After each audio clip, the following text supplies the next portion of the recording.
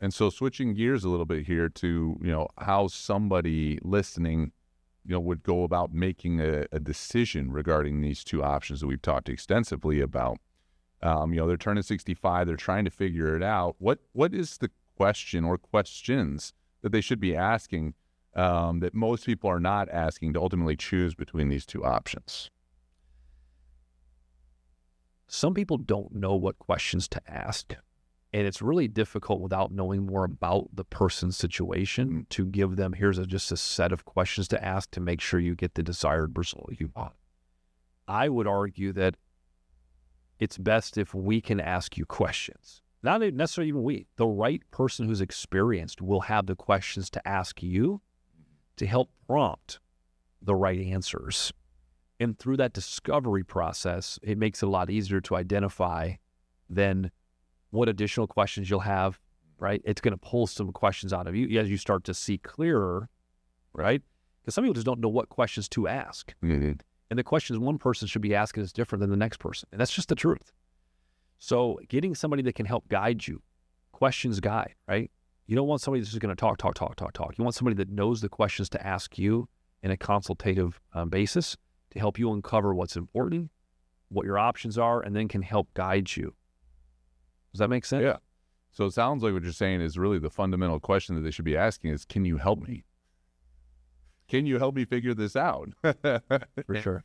And obviously that would spawn the conversation that is going to go into the specifics of the details and ultimately draw up their roadmap of what they should be doing. Is that correct? 110%. Yeah, and that's what we teach our team to do is really to follow through, a set of questions to help discover the client's situation. And through that, then there can be some education done on options based on that situation and what that person should be aware of, what they should look out for. And that typically then spawns additional questions from that person. It helps them ask better questions.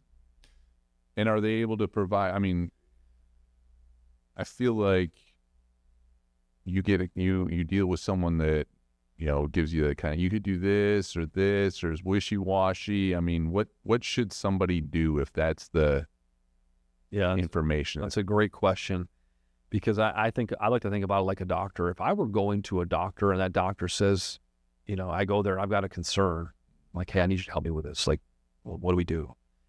And they start telling me about, we could do that, we could do this, you've got this option, but you've also got this one. This could work here too, we could try that. Personally, I'm not going to feel very confident in that person at all. I feel like they're not confident themselves in what should be done. Right. Contrary, the doctor I'm looking for is the one I go there, they ask me questions, they discover situation, they run some tests on me. They say, here's the results we have. Here's what you have. Here's where you're at, right? A to B. You're at A right now. Where do you want to go? Right. Where's your B goal? I want to go here. Okay. Based on where you're at now and what you said you want to achieve, here's what we need to do. Good. And why. That's what I'm looking for in a provider. And that's what we teach our team to be able to do, so that they can help uncover needs, what's important to the client, help them understand the options, make a recommendation, and then that person can move forward confidently, knowing why that recommendation was made.